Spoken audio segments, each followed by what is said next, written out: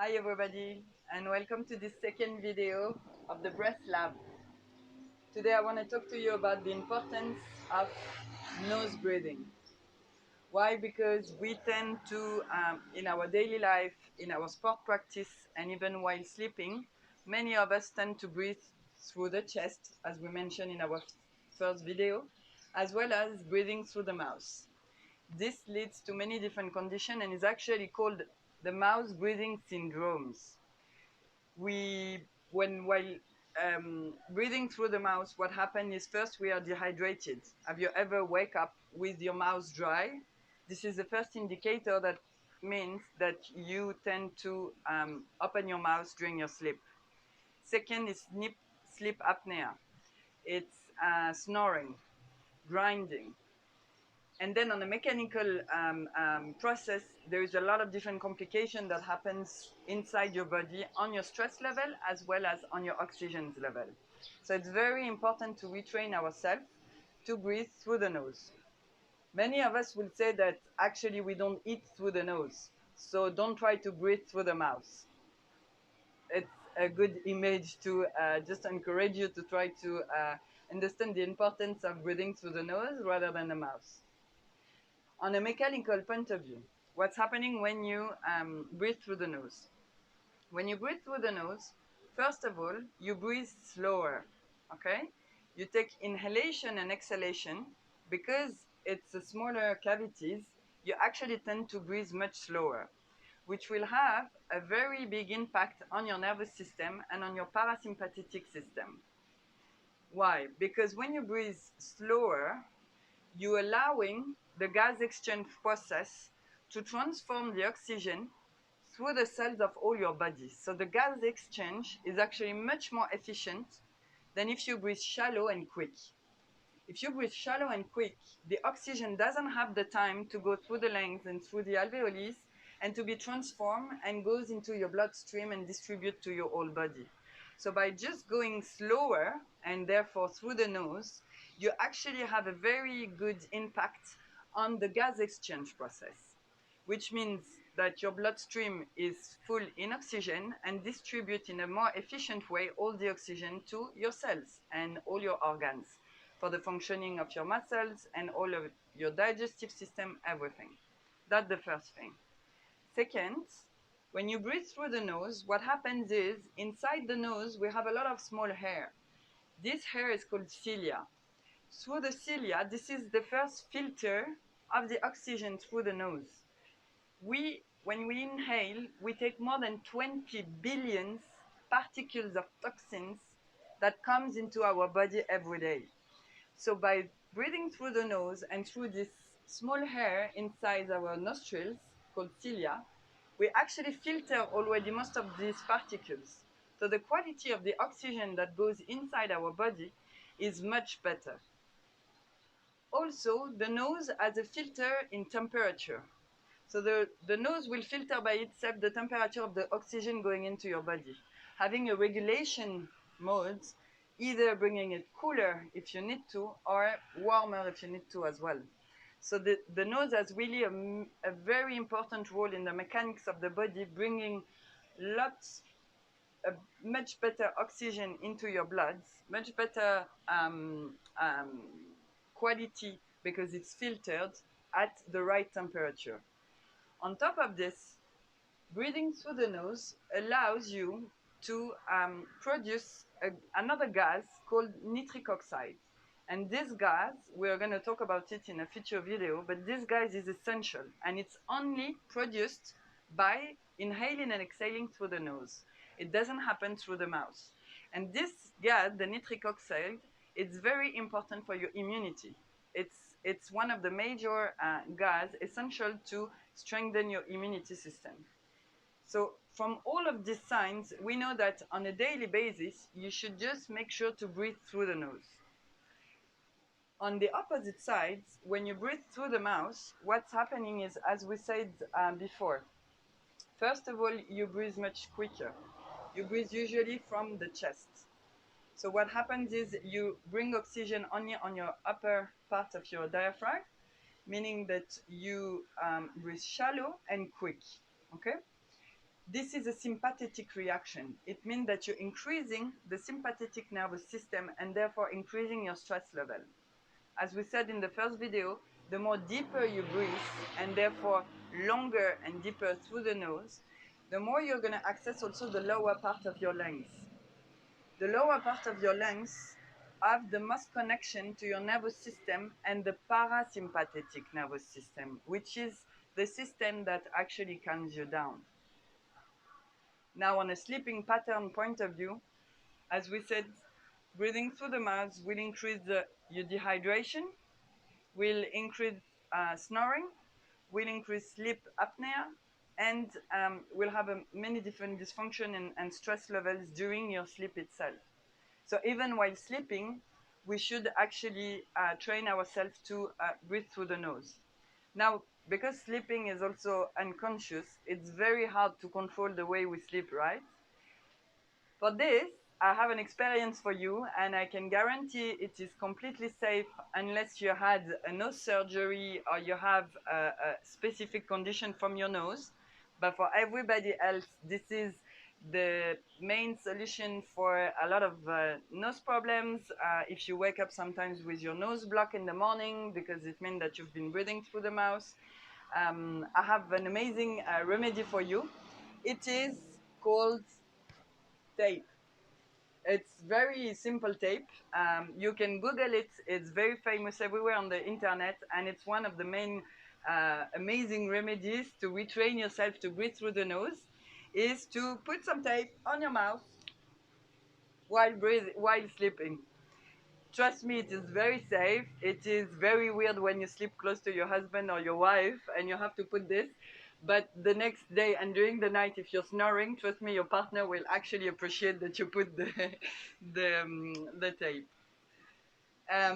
Now, in order to also increase this nose breathing during the day, you can do this also during the day if you're scared that it will have an impact while you're sleeping. You can also practice at home. Just put the tape and see how you react to it and how it really increases your nostril breathing.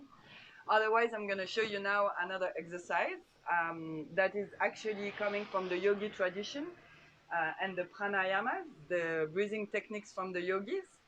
That is good to practice in the morning because whenever we wake up, usually we tend to have one of the nostrils that is more blocked than the other. So the yogis, when they wake up and they start practicing their breathing techniques, they start practicing one technique called Nadi Shodhana, or alternate breathing technique, alternate nostril breathing technique. So what we're going to do now, if you want to follow me, I will show you first how to do the movement, and then we're going to practice together. So the first thing is taking your right hand and closing your index and your third finger. That leaves you with the pinky, the ring finger, and the thumb, okay? For this breathing technique, we are only going to use the ring finger and the thumb.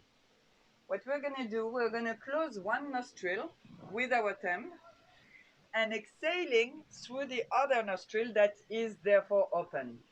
So we're going to inhale from the nostril that is open. We're going to use the ring finger to close it, so we will have both nostrils closed. And then we're going to open the thumb and open the opposite nostrils to exhale. For the next inhalation, we're going to keep the same position to inhale. We're going to close with our thumb and open from the ring finger and exhale through this nostril. All right, so I'll show you quickly. If you want, look at my movement. So I'm first closing my right nostrils with my right thumb, and I'm inhaling from my left nostrils. I close my left nostrils, leaving my two nostrils closed. And then I open the right nostrils from my thumb and I exhale through my right nostrils. Again, I inhale from the right nostrils. I close. I open the ring finger nostrils on the left side and I exhale. And I do this for 5 minutes. This will have a very parasympathetic action. It's gonna first open both of your nostrils. It's gonna really have a calming effect on your entire body. It's gonna slowly open the circulation of the energy throughout both of your main energy channels. That in yogi we say that basically you have the Ida and the Pingala nadis, the main centers, the main channels of energies in your body that are regulated by both sides of your body. The left side, which is associated with the moon and the creativity and the feminine sides, and the right side, which is the Pingala Nadi, which is associated with the masculine, the logical mind, and all of the sun energy, what we say. So the yogi used this to really awaken both energy channels and both masculine and feminine energy to really open both nostrils at the same time.